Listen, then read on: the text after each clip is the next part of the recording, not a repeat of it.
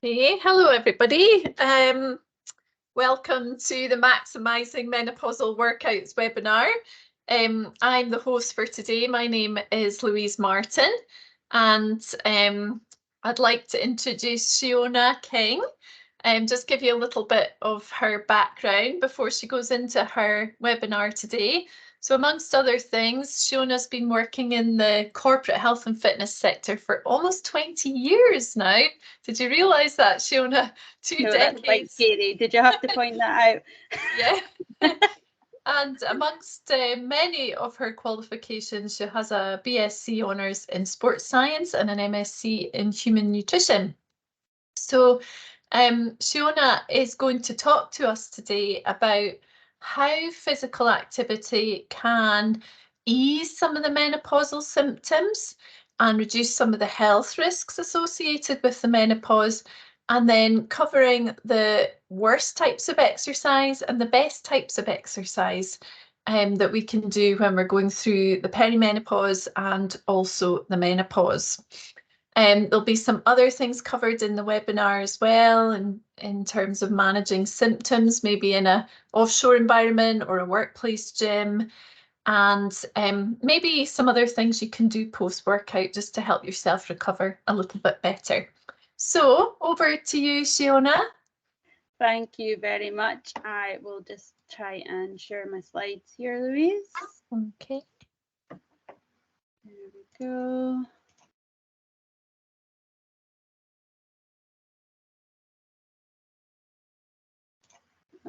Okay, let me know when you can see those. Okay. It looks like something's happening now. Yes? Yes. Perfect.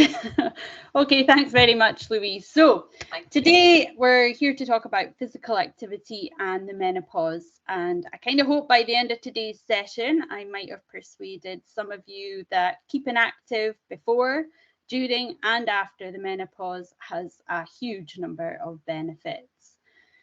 So this is what we're going to talk about today. So first of all, we're going to have a brief overview of what we mean by the term menopause and also some of the other terminology associated with that. We're then going to talk about menopausal symptoms and how exercise can help ease or alleviate some of the symptoms associated with going through the menopause. We're then going to talk about cardiovascular exercise, some strength training, and at the end I've got a summary.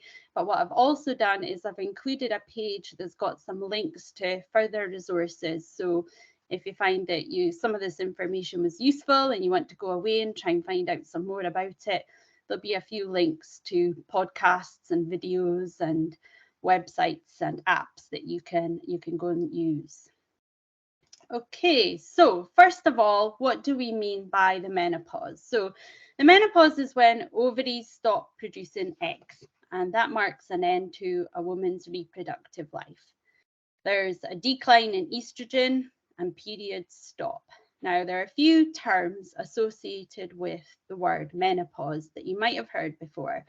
The perimenopause usually lasts around 3 to 5 years before the menopause, and that's from the first onset of symptoms. And that's the time when estrogen levels can fluctuate quite considerably.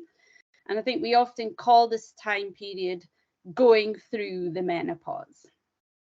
The term menopause itself medically refers to the time representing 1 year without any periods. And the average age is around 51, although this can vary quite significantly between women.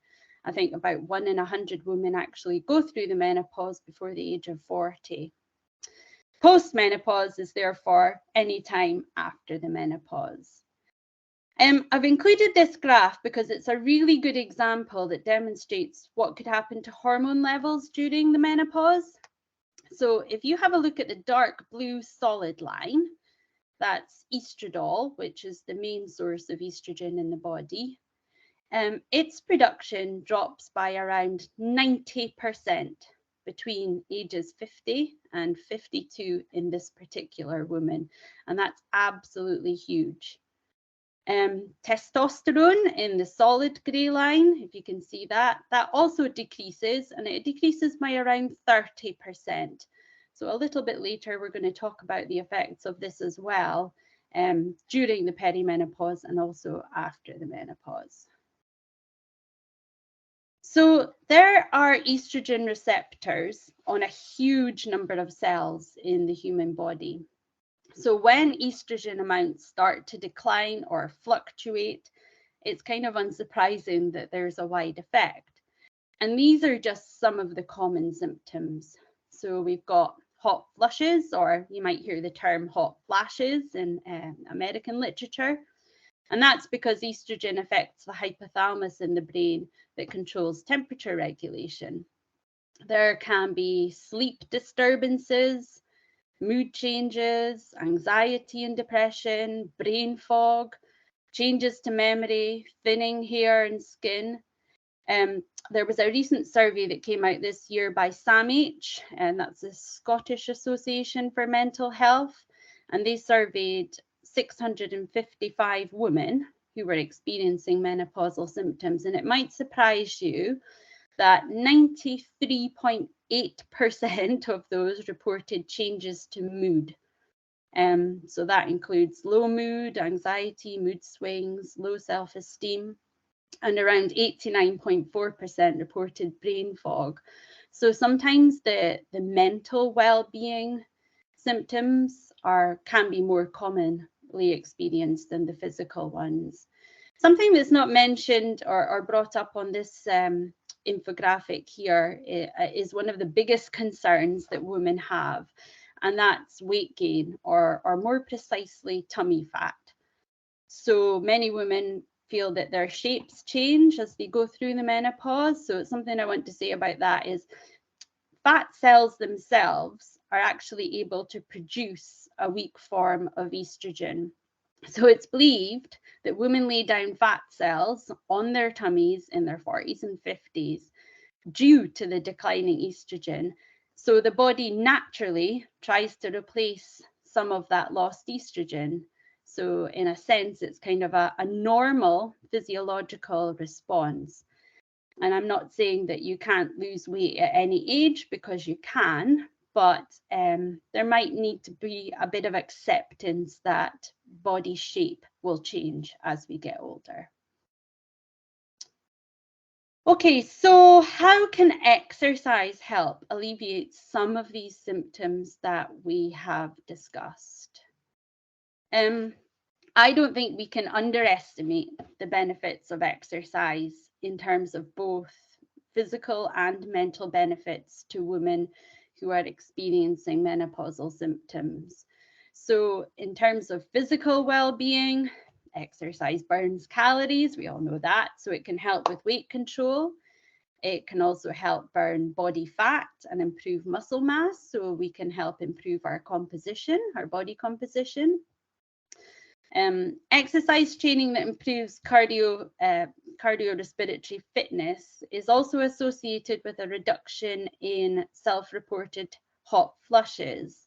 However, this appears to be very individualized. So in other words, some women do experience a decrease in the frequency and the severity of hot flushes they're experiencing when they start to exercise, and other women don't get this response. So it seems to be very personal. In terms of mental well-being, there's really strong evidence that moderate to vigorous physical activity, so activity that gets your heart rate increased, your breathing rate increasing, can help improve quality of sleep. And it does so in a few different ways. It does so by reducing the length of time it takes to go to sleep in the first place, also by increasing time in deep sleep, and also by reducing daytime sleepiness. And then when we think about the specific symptoms associated with going through the menopause, exercise releases endorphins. It makes you feel happier. It improves your self-confidence, your feelings of self-worth. And it's a really natural way to respond to the fight or flight sensation that's associated with stress or anxiety. So in that sense, it helps to relieve the body of adrenaline and noradrenaline and helps you to relax. I think there's pretty good evidence now that exercise can actually be prescribed for helping to treat, depression and anxiety. And also, exercise improves your blood flow. So people often feel sharper and clearer after an exercise session, especially if it's high intensity. So that can really help with symptoms such as brain fog. So we all know that we should do plenty exercise, but how much is enough? So these are the guidelines from the American College of Sports Medicine, and they generally recommend levels of physical activity for populations, and these are followed by governments and health agencies around the world. So these are the current guidelines. Adults should do at least 150 minutes a week of moderate intensity. So that's kind of exercise that gets you breathing a bit more than usual, maybe makes you feel slightly warmer. So things like brisk walking or gentle swimming, gentle cycling, or 75 minutes a week of vigorous intensity aerobic exercise. So vigorous intensity, as the name suggests, is something that gets your heart rate increased. It makes you breathe much harder than usual. So things like running, maybe aerobics classes, cycling quite fast or swimming quite fast. And to meet the guidelines, you can also do a combination of those two recommendations. And I don't know if any of you listening have already worked that out, but this is actually only the equivalent of about 5 rig run points per week. So it doesn't have to be too challenging to meet the recommendations for cardiovascular exercise. There is one consideration, and that's to understand the role that testosterone can play. So if you remember, we mentioned at the beginning that testosterone rates decline by about 30% if we compare before and after the menopause. So testosterone is really important for our muscular endurance, our muscular strength, our energy levels, and our drive. So as testosterone levels decrease during the menopause, many women find they're unable to do the same amount of exercise as they used to be able to, or they might find they get more tired. And I think if you combine this with some of the symptoms, so for example, poor sleep, brain fog, and even demands from work and family, it can feel hard to find the time or motivation to exercise. The key point, I think, is to remember that something is usually better than nothing. So even a walk in the fresh air will make you feel physically and mentally better. This diagram here, which looks at, the effects of daily sitting time and also the combined effects of increasing your physical activity levels, pretty much shows us that whatever we do, something is better than sitting on our bums all day. The more active you are, especially if you try to include some high intensity exercise, then generally the better it is for your health. We're just going to have a little chat here about the risk of heart disease, because this is something that a lot of women don't realize. So coronary vascular disease is actually the leading cause of death in women in the UK. So it accounts for about one in 4 deaths. And our risk of heart and vascular diseases increases as we get older. That's something we know and we understand, and it happens in both sexes. But it does appear there are some physiological changes that occur during the menopause that elevate that risk beyond what we would expect from just the age increase alone. So coronary vascular disease usually occurs due to a process called atherosclerosis.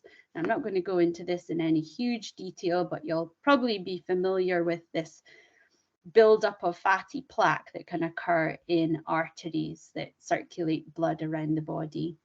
Now, that process occurs over a number of years, usually in response to damage to the walls of the arteries themselves.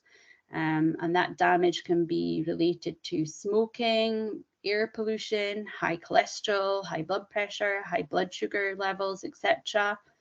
But there are a number of changes that happen during the menopause that elevate the risk or increase the rate at which this atherosclerosis can happen. So, for example, there are changes to the endothelium. So the endothelium is just the inside of those artery walls. So basically they become a bit stiffer. And that means that the cholesterol, the bad cholesterol molecules can get trapped a little bit more easily than they used to be able to. Also, there's quite a big increase in total cholesterol and LDL cholesterol, that's the bad stuff, after menopause. And that's irrespective of the increase in age itself. Also, the HDL, that's the good cholesterol, becomes less effective at mopping up the bad stuff and getting out of the body. There's also a relationship between the risk of coronary vascular disease with changes in body composition. So this isn't a direct association with the menopause, but an indirect one. So basically, if women experience an increase in fat around the middle of their body, what we might call visceral adipose tissue, that in itself can increase the risk of coronary vascular disease. So when we think back to why exercise might be important, and you can probably see where I'm going here, there are significant reductions in coronary vascular disease at those recommendations that were recommended by the ACM. So that's that 150 minutes of moderate exercise per week, or just 5 Rigron points per week. An increased physical fitness level is associated with a reduced risk of many of the factors involved in this atherosclerosis process. So, for example, reduced risk of high blood pressure, of high cholesterol, of diabetes, of obesity. And the British Heart Foundation state that being active can reduce your risk of developing some heart and circulatory diseases by as much as 35%. So being active and increasing your physical activity levels will have a massive impact on your risk of heart disease, which can in itself be an increased risk as a result of going through the menopause. We're going to come on to weight training, because this is an aspect of physical fitness that a lot of women miss out, although it is growing in popularity. And the American College of Sports Medicine have also issued guidelines for weight training. So they state that adults should also do muscle strengthening activities of moderate or greater intensity, and that involve all major muscle groups on 2 or more days per week. Now, the proportion of people meeting those recommendations is quite small, but weight training does come with some very large benefits, and some of those are related to the menopause, both in terms of symptoms and in terms of future risk. So weight training can help boost muscle mass, and with that comes a lot of benefits, such as boosting your metabolism, looking more toned, helping to feel better about yourself, helping to boost your self-esteem. Weight training is actually also super helpful for helping to build bone mass. So there is a very large increase in the risk of osteoporosis after the menopause, and I'm just going to talk about that for a little while. Bone mass decreases with age in both men and women. However, there's often also a significant decrease in bone mineral density, so that's how strong your bones are during the menopause transition. And that's due to the role that estrogen has on maintaining bone mineral levels. So estrogen stimulates the cells that form bone to lay down calcium and make the bones stronger. Estrogen also inhibits the formation, the action of the cells that break down bone. So it basically has a double whammy effect. So therefore, if there's a massive decline in estrogen, which of course we know will happen, that it will decline by around 90% as a result of the menopause, then neither of those bone protecting mechanisms are stimulated and bone minerals start to become lost from the bone. Now, the fact is, quite a scary one, is that around 30% of postmenopausal women will get osteoporosis. That's about nearly 1 in 3 of us. And that is because estrogen has such a large part to play in bone metabolism. So if we know that bone mass is going to decrease, A, through the aging process, and B, more dramatically as a result of the menopause, then it stands to reason if we can try to increase our bone mineral density before this happens, so that the amount of bone loss may not depreciate to such a level there's a risk of osteoporosis or fracture, etc., then that's brilliant. If a woman has already gone through the menopause, there may already be some bone mineral loss, but it is possible to adopt lifestyle strategies to help maintain what is left as much as possible, and even potentially also to stimulate bone synthesis. So this includes weight training. It also includes high impact cardiovascular exercise. So any particular exercise where you're landing quite forcefully on the ground. So things like running and activities that include jumping. So maybe certain types of classes like HIIT classes or maybe aerobic type classes. It also includes good nutrition. So thinking about things like an adequate intake of calcium and vitamin D. So weight training has a huge number of benefits on both mental and physical health.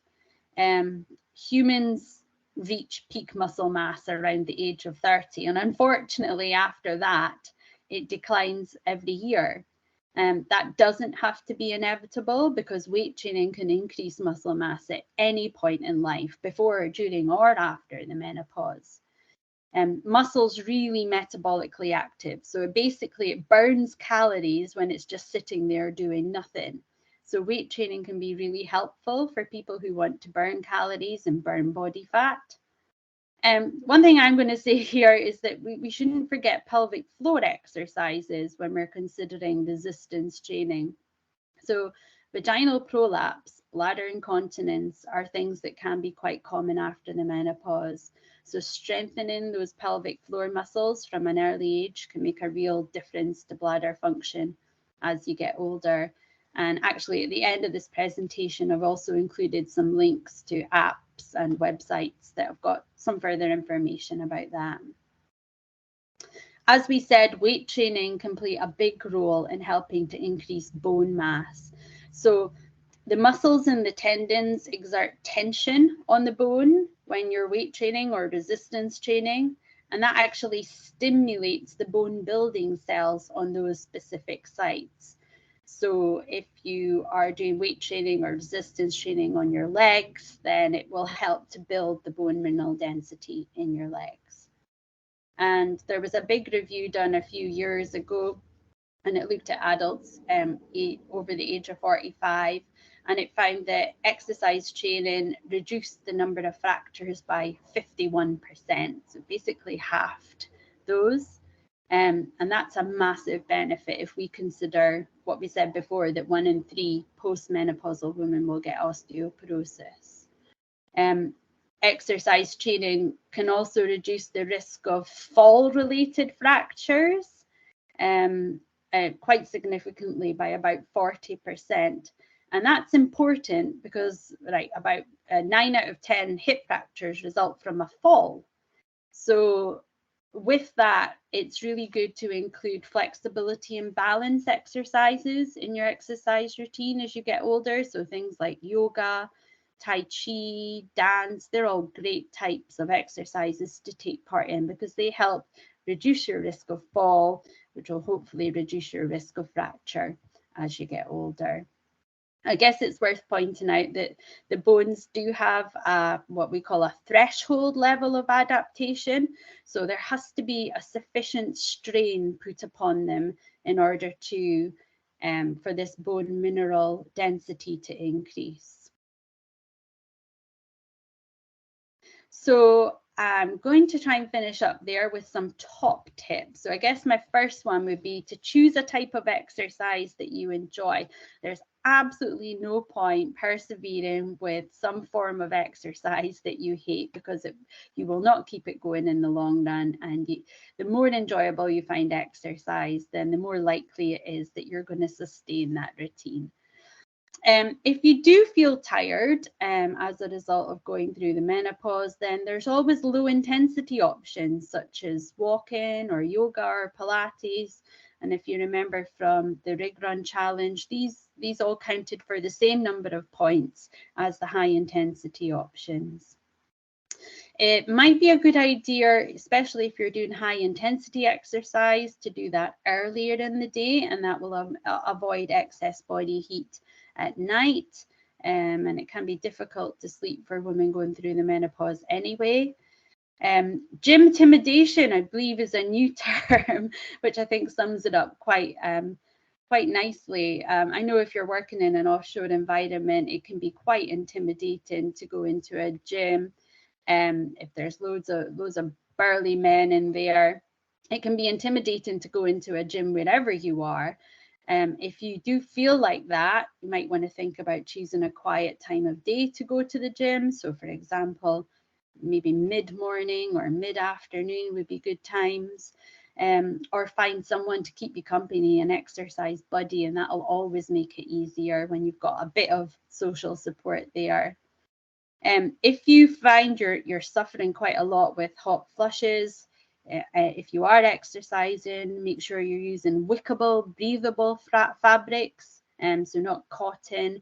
Make good use of the fans, make good use of the air conditioning, and always important to remember to stay hydrated before and after exercise.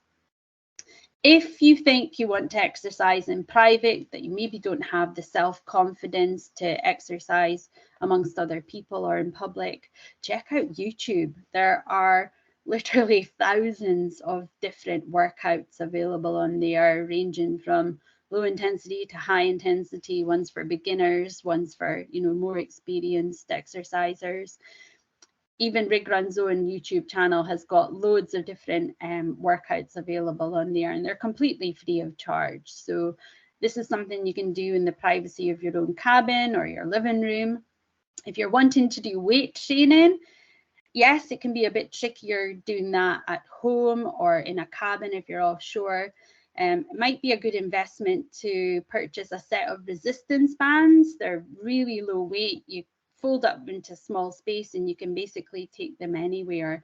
You could even use a filled bottle of water for some added weight, or you could fill up backpacks or holdalls to do things like squats and different types of resistance training exercises in the privacy of your own space. If you are considering doing a strength training program or a resistance training program, I would always recommend you make an appointment with a qualified personal trainer, just so you can get a program that meets your needs, make sure that you're exercising safely, effectively, and that you know the right techniques. So just to summarize, being active, some activity is always better than none, but if you want the optimal benefits for helping to improve your menopausal symptoms and help minimize the risks associated with going through the menopause, then regular cardiovascular exercise that ideally includes some high impact options, plus weight training, ideally 2 times per week, would be the kind of perfect scenario. If you include balance and core workouts that include pelvic floor exercises, then you've basically got the whole package there.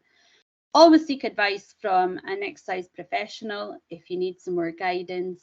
And of course, if you are suffering with menopausal symptoms, you're finding that changes to your lifestyle aren't helping, get advice from a medical professional and they will give you some further support. And just to show you, I've got a whole bunch of links to further resources at the end. And if you're super keen, you can read through the academic references as well. Thank you. Thank you, Sheona. That was excellent. It was so informative and just amazing to hear how beneficial exercise can be, you know, in the perimenopausal and menopausal and postmenopausal years, on bone health, on heart health, on sleep quality, mental health.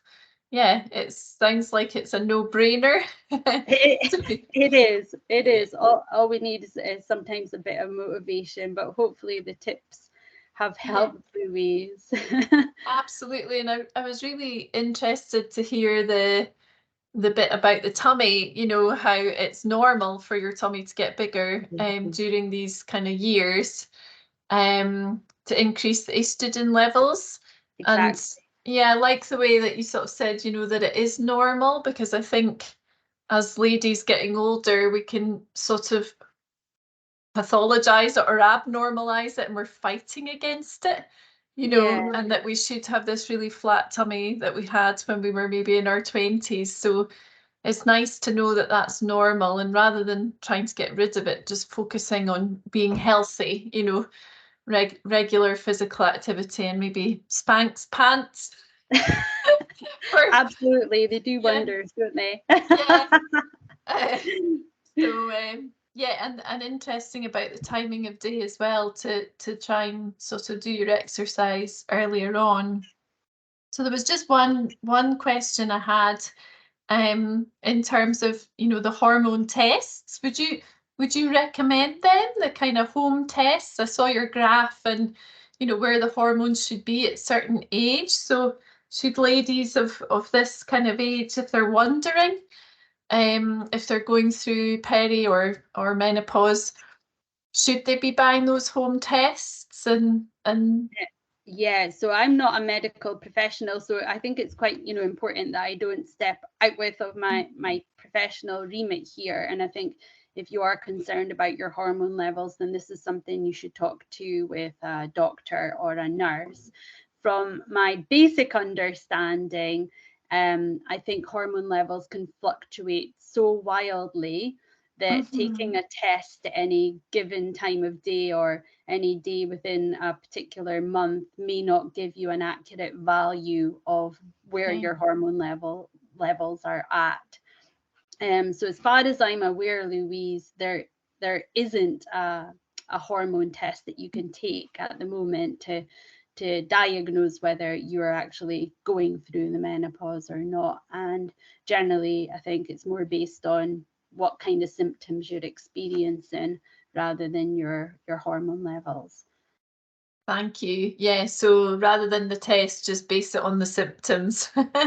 Which can be hard to do. I know, I get that, you know, especially as you get into your 40s, sometimes it can be difficult to know, is this related to the menopause, or is this just because I didn't get a good night's sleep? It can be quite difficult, but yeah, always go and seek advice from a medical professional if you have any doubts or you want some more information.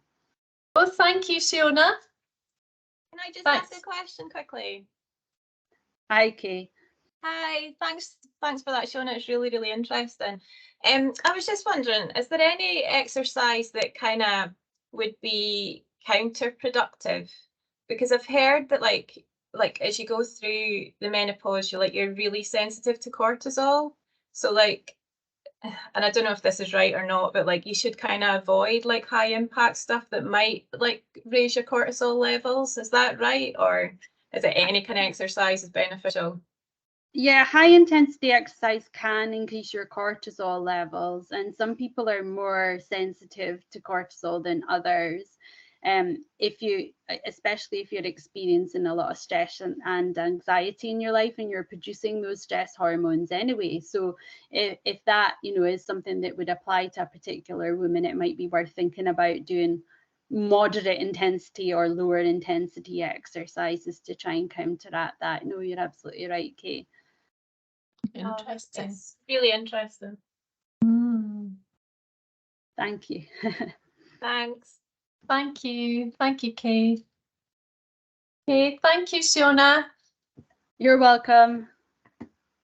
Thanks, everybody. Thanks. Bye. Bye. Bye.